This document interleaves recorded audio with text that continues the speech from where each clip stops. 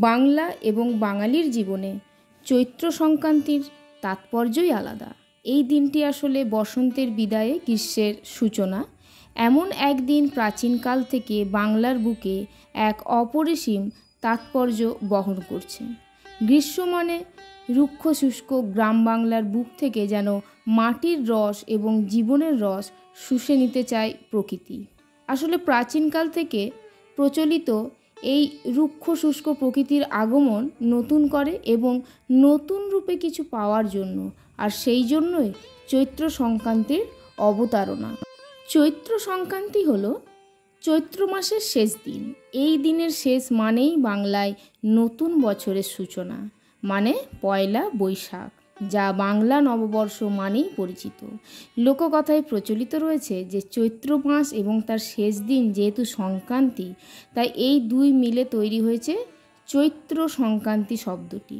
বাংলার জনজীবনে সবচেয়ে বেশি মেলা এবং উৎসব হয়ে থাকে এই চৈত্র সংক্রান্তিতে। প্রাচীন কাল থেকেই বাংলার পঞ্জিকায় চৈত্র সংক্রান্তি এক পবিত্র এবং উৎসব মুখর দিন হিসাবে চিহ্নিত হয়ে আসছে। এই পার্বণকে ভাইছাতু উৎসবও বলা হয়ে থাকে। এই বিশেষ দিনে অনেক পরিবারে ভাইয়ের মঙ্গল কামনায় ঠিক ভাইফোঁটার মতোই পালন করা হয় ভাইছাতু উৎসব। আজ বাংলার লুপ্তপ্রায় সংস্কৃতিতে এই সব ছোট ছোট উৎসবগুলোকে আমরা প্রায় ভুলতেই বসেছি।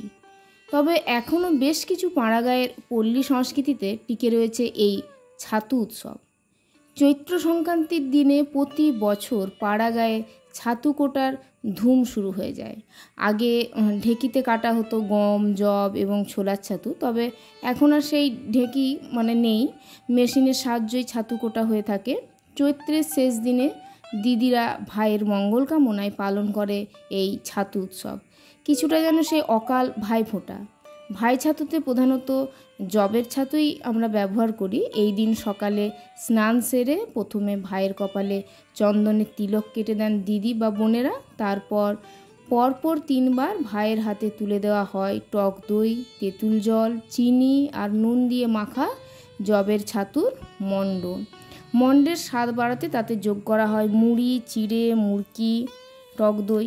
ঠিক ভাইফোঁটার মতোই এরপর ভাই বোন একে অপরের হাতে তুলে দেয় উপহার। তবে এই দিন কিন্তু আমিষ খাবার দাবার খাওয়া একেবারেই নিষিদ্ধ।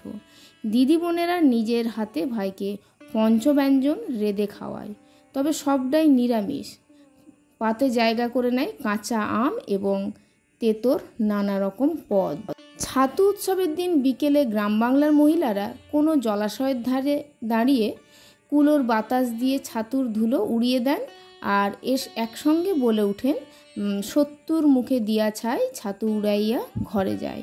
সেই ছাতু উড়ে গিয়ে মেশে একেবারে পথ ঘাটের ধুলোর সঙ্গে। অস্ত যাওয়া পুরনো বছরের শেষ সূর্যের রক্তিম আভাকে ঢেকে দেয় সেই ছাতু ধুলোর ঝড়। এইভাবেই চৈত্রের শেষ দিন থেকেই নতুন বছরকে স্বাগত জানানোর প্রস্তুতি শুরু হয়। আজকাল তবে খুব কম সংখ্যক পরিবারে এই ভাই ছাতুর উৎসব পালন করা হয়ে থাকে। ভুলতে থাকা সংস্কৃতির কালের গর্ভে এই সনাতনী প্রথা ক্রমশ হারিয়ে যাচ্ছে বললেই চলে। তবে বেশ কিছু পল্লীগ্রামে এখনও নিষ্ঠা সহকারে পালিত হয়ে আসছে এই প্রথা। এছাড়াও চৈত্র সংক্রান্তির দিনে গ্রাম বাংলার মেয়ে বউরা ঝোপ জঙ্গল থেকে প্রথা মেনে 14 রকমের শাক তুলে আনে। সেই শাক একসঙ্গে রেঁধে এই দিন খাওয়া দাওয়া হয়। আজও পশ্চিমবঙ্গ এবং বাংলাদেশের বহু স্থানে এইভাবে ঝোপ জঙ্গল থেকে শাক তুলে এনে খাওয়ার রীতি এখনও রয়েছে। এই প্রথা শাকান্ন উৎসব নামে পরিচিত। কোথাও কোথাও চৈত্র সংক্রান্তির দিনে নিরামিষ খাওয়ার প্রথা রয়েছে। এই দিন ভিটেমাটিতে মাছ মাংস আনা একেবারেই নিষিদ্ধ। এছাড়াও জমিদারির খাজনার হিসেব নিকেশ হতো এই চৈত্র সংক্রান্তির দিনে। সারা বছর কে কত খাজনা জমা করেছে, কার কত খাজনা বাকি রয়েছে, তা এই চৈত্র সংক্রান্তির মধ্যে চূড়ান্ত হতো। এরপর বৈশাখের প্রথম দিনে বাংলার নববর্ষের দিনে নতুন হালখাতা নামে পরিচিত। পরবর্তীকালে এই হালখাতার চল দোকানে দোকানে ছড়িয়ে পড়ে। দোকান মালিকরাও তাদের ক্রেতাদের হিসেব নিকেশ নতুন খাতায় তুলে রাখতে শুরু করেন নববর্ষের দিনে, যার ফলে হালখাতা উৎসব এক ব্যাপক আকার নেয়। হালখাতার এই উৎসব আজ অনেকটা ম্লান হলেও আনন্দের ঘনঘটা এখনও রয়েছে। গ্রাম বাংলার আজও এই হালখাতা নিয়ে মানুষ আনন্দে মেতে ওঠে। এছাড়াও চৈত্র সংক্রান্তিতে নীল উৎসব, অর্থাৎ লাল কাপড় পরে মাথায় পাগড়ি বেঁধে গলায় রুদ্রাক্ষের মালা এবং হাতে ত্রিশূল নিয়ে শিবের সাজ, সঙ্গে আবার দেবী পার্বতীর সাজেও কেউ একজন থাকে।